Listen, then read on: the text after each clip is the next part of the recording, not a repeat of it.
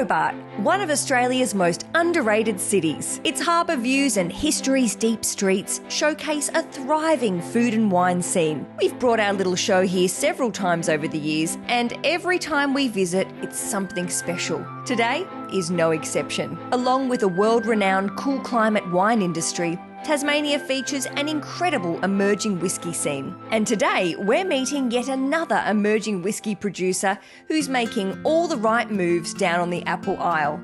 I'm Aleisha. Join me for another great episode of The Cellar Door.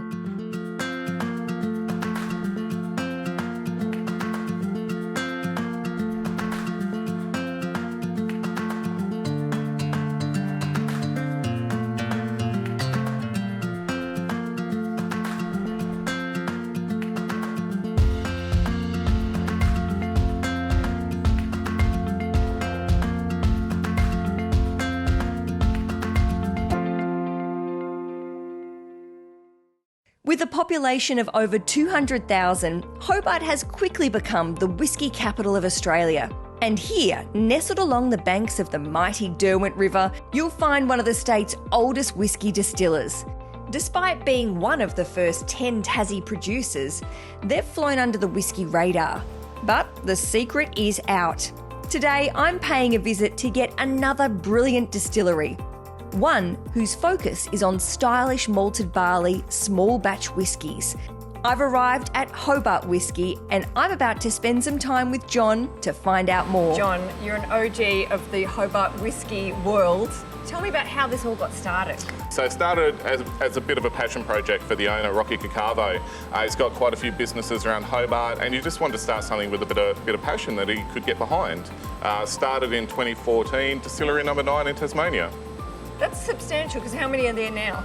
Last time I heard, I think there's 104 distilleries down here, which is just phenomenal growth. Yeah. And the best part about the industry is we're all really good friends and we can all coexist and work together. So what sets you guys apart from the other 140? Well, look, it's we're quite fortunate in the sense that the owner, Rocky, he's got quite a few businesses that work around and, as a part of the distillery. Because of that, we've been able to take our time and it's very patient. Look, this whole industry, making whiskey, it's about passion and patience, and we've had the luxury of being able to do that. And you just make whiskey? We just make whiskey. Oh, look, we do a tiny bit of gin, just a tiny little bit of gin, but not, just a tiny bit, yeah, but not much gin. Look, our focus is around whiskey. Early days, we decided we had the luxury of being able to take the time and wait for our whiskey to come on, wait till it's right, and that's what we did. What is the connection with Tassie and whiskey? Why is it going so well here? Because I'm fascinated by this. I grew up here, and obviously it wasn't a scene when I was here earlier on, and now it's just like world-known, world-renowned. Yeah, that's right. Look, Tasmanian distilleries have taken out global awards. What makes it unique down here, I'm probably going to say stuff that, it's all a bit unknown, I guess, but to me it's the water and the climate and the people. Like, you can't make this product without the best people, and I'm probably a bit biased being Tasmanian myself, so. Well, I'm with you, so it's fine. We're our people. Yeah, that's it. All this Tasmanian pride is making me thirsty. So Ben has promised that I can taste some whiskey, but not until they put me to work. What's going on here? Trevor, what are you doing here? Shoveling grain. Shoveling grain. All right, here we go. There's a shovel for you. I mean, I didn't dress for shoveling, but let's go anyway. Here we go. It's rare I get to showcase both of my talents at the same time. How long does this take you normally, Trevor? About 20 minutes. 20 minutes? To shovel the whole lot. Like He-Man. Crikey. Not only am I an excellent TV host, but I can shovel with the best of them. I've got a big one here, Trevor. I'm going to make it. I nearly became sheep lunch. Over. Gosh. All right. Not bad for a day's work. Now, about that drink. Thanks, Trevor. See you later. Enjoy your drink. Yeah, I will. Thank you.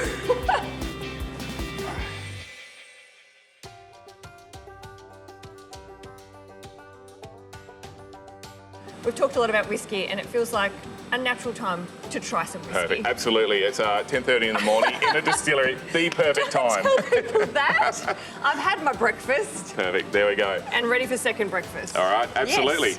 Yes. Do you want to do the honours? Have you used a whiskey thief before? Right, okay, well now's your chance. There's only one rule. Okay. Don't hit the bottom of the cask with this. Right. So what am I doing? It's like a straw, right? So you put that in. Right. let the pressure build up Yep. into it. Put it down a little bit further. You know, I know it might have scared you a little bit. To the bottom. Now you got to put your thumb over the hole. yeah. All right, it's like a straw. Now you bring it back up, Yep.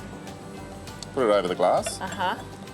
and away we go. Whoa, is that too much? Well, I mean, the only rule with this, the second rule is you have to drink what you pour. Oh, gosh. Right? Yep. Oh, well, do I? I like to stick by rules, so there we go. Perfect, absolutely. I've wasted some of your precious whiskey. That's all right. Now, and now we let just go. grab this, right? And See we you just later. can sit it there like that. Look Ready at that. for the next Amazing. round. Gosh, here we go. Thank you. Perfect. And what are we drinking? All right, so this is an ex-Lafroig cask. So Lafroig is an Isle of whiskey. This is an ex-quarter cask from Lafroig. It's been matured in bourbon wood, our bourbon cask here, for about 5 years. And it's now finishing in this peated cask for about 3 or 4 months. So It is also about 61%. So Hello. you're going to give it a go? Yep. Swirl. Swell, nice, that's it. And I'm probably a bit biased, but I think it's not too bad. It's like, I love it. it's got a good, woo. Good bit of heat to it. Yeah, I mean, that's heat right. is good. It's come through my nose, but not in an unpleasant way. It is about 61, 62%. So, you know, we might cut this back with a bit of water before it goes in the bottle. We'll sort of play it by ear and see where it drinks best. How do you drink your whiskey? Basically, Just like this? Just like this. Of course he does. I'm a simple man. More from the Cellar Door Australia after the break.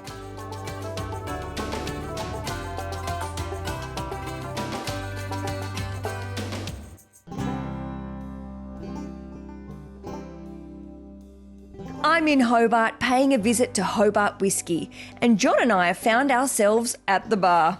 I've done a little bit of work for you, and I think maybe I've earned a taste. I did see it. You were hard on the shovel, and it Yes. looks like you helped a little bit. I mean, how was it though? Was Got it? the gun show out. Yeah, it was. I seen maybe like 4 or 5 shovels. I mean, That's still a lot. yes, but that's all right. You've earned your keep. We can Thank now you. get into the whiskey. Lovely, lovely stuff. So we've got a selection of 3 here. I'm excited to try. Absolutely. We'll start with the first one, right? Mm-hmm. So this is our Hobart Whisky signature. This is a core range product that we put out in 2020. Basically, the response to the market wanting a consistent, good quality whiskey. Up until this point, we were putting out limited bottlings, you know, any number of bottles, any ABV, any cask type. Great for us, we do what we want, great for the customer, not so good for stockists, bars, bottle shops, restaurants. So 2020, we put out this core range whiskey. Effectively, it's always Thank you. available. Nice. Matured in American oak ex-bourbon. Sometimes we've added in a little bit of sherry, wine cask, and the idea with this is something that's just really sessionable and sweet and light and easy to drink. I'm going to start using sessionable socially. It's a good word, I think it's very sessionable. Because it makes you sound professional. Oh, I need that. So, you know, give it a go. It's pretty keen. I was Yeah, straining I know, there. yeah. I know. I was like, oh. 48%. You know, typically, we sell quite a bit of this through mainstream bottle shops and bars.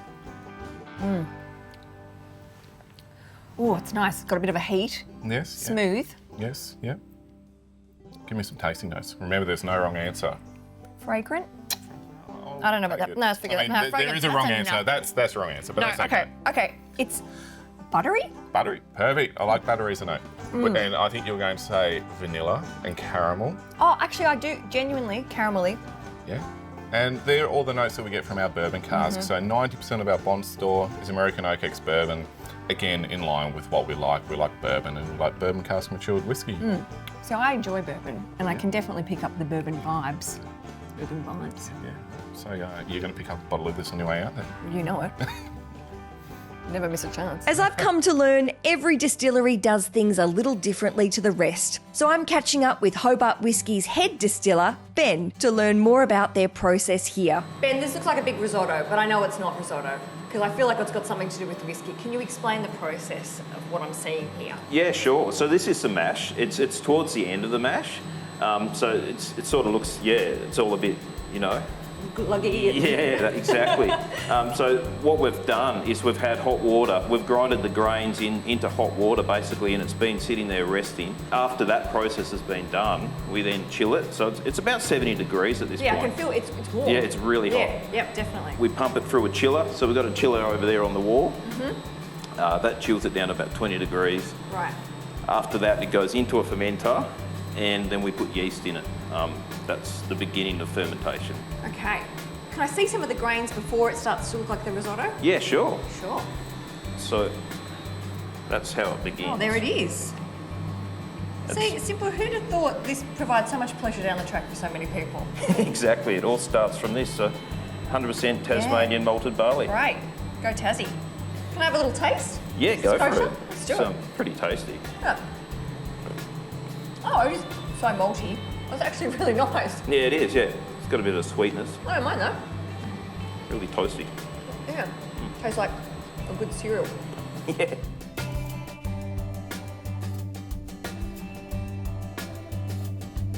Now back to the bar with John. Move on to the second one. Please. All right, so this is a bottling in our new core range whiskey that we put out in 2022, May 2022. This has been matured in bourbon cask for about 3 years and then finished in a Pedro Jimenez Cellar system for about 2.5 years. So this is our Pedro Jimenez Cellar.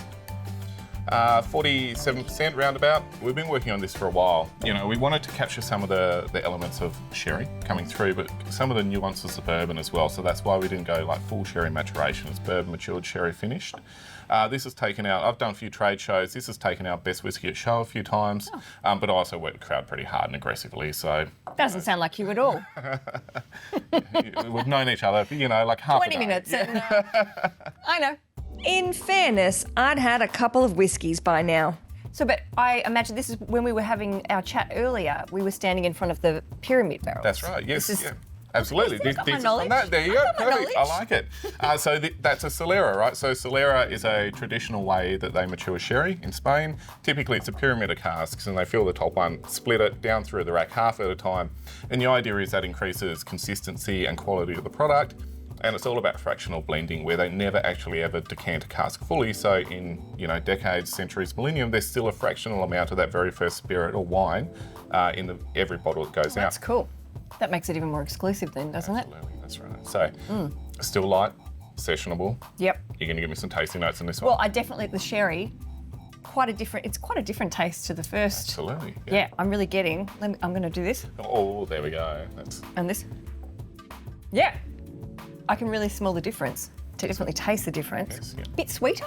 absolutely. So Pedro Jimenez is quite a sweet sherry, and that comes through. So for me, anyway, it's got some of the underlying flavours of the bourbon come through, as we mentioned. The not fragrant, that was wrong, sorry, but you know, the vanilla, the butteriness, the caramel, and then it sort of develops into that sherry finish.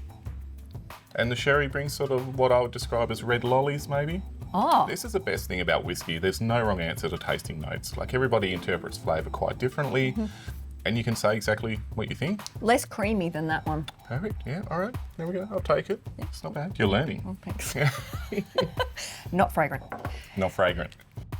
There's so much that goes into creating a flavour profile of a good whiskey. Much of that work begins back here, with Ben, at the very beginning of the distillation process. So this flavour, this malty flavour, how important is that to the future flavour of the whiskey? Yeah, it's a very simple process, but everything's important. So it's important to have fresh grain. It's important to just have a short mash so that everything stays nice and fresh. All of these flavours that are here are going to carry right through to the spirit. All of these steps, even the fermentation, it's the most important part. So when you come to the still, that's the easy bit. And how long, so if, when you said the length, just so would other distilleries sometimes leave it for longer? Like, how do you know the hour is the sweet spot for you for leaving it in here? We have a way of testing it, so we don't need to test it anymore because we've done it for so long. But basically, you're just waiting for all the starches to convert to sugar, and once that's complete, then it's done. So most of that's finished in about half an hour these days. Right. So an hour is more than enough time. It's pretty swift. Yeah, it's very fast. Yeah. Right. When you are a small team, I suppose you all chip in and do lots of different jobs, but you'd also have a lot of product knowledge and be able to sort of, as obviously you're tasting a lot, developing. That's right. Developing. Yes, yeah, absolutely, definitely tasting a lot. So I'm quite lucky in a sense. Ben and Trevor basically do all of the production, and then the three of us will walk through the bond store, we'll try casks, we'll make notes and everything. And look, we do a lot here based on gut feeling and instinct, so we can walk through the bond store, try casks, make notes, and then sometimes we might just vat some casks together and move them into another cask, like a bigger cask for finishing. And it's a bit of a luxury where we can just do that sort of stuff because we're all three of us are all over the whole spectrum of what's going on. And we all just work well to make the whiskey we can. That's nice.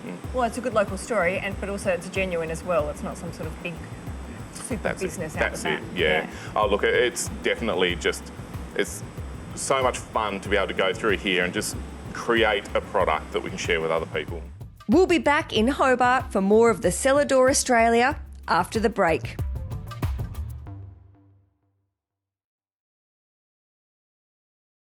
Whilst filming the Cellar Door Australia in Hobart, our crew chose to stay at the Rocks.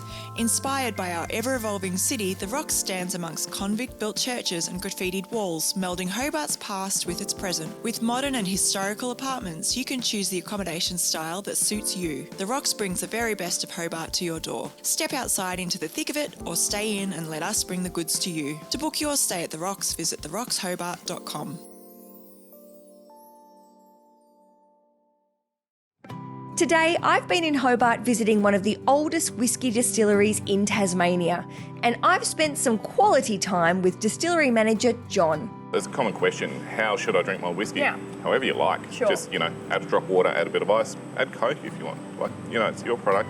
Everybody enjoys stuff differently. Yeah. So, Oh, this feels too nice to mix anything. Absolutely. Look, I think you should always go for a second.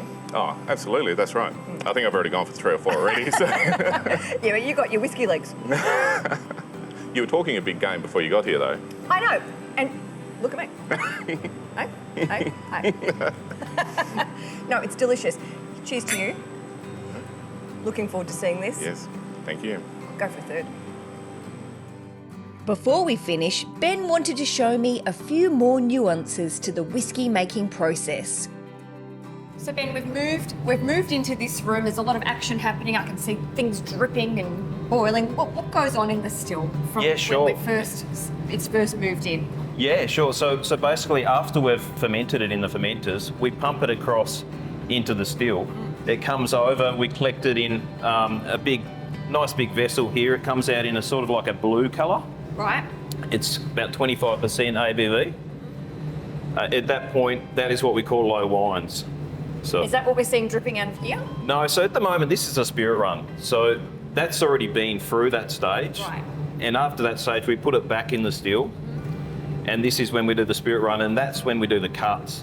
And how long is the whiskey or the pre-whiskey? I'm going to call it pre-whiskey. That's a new thing. Pre-whiskey.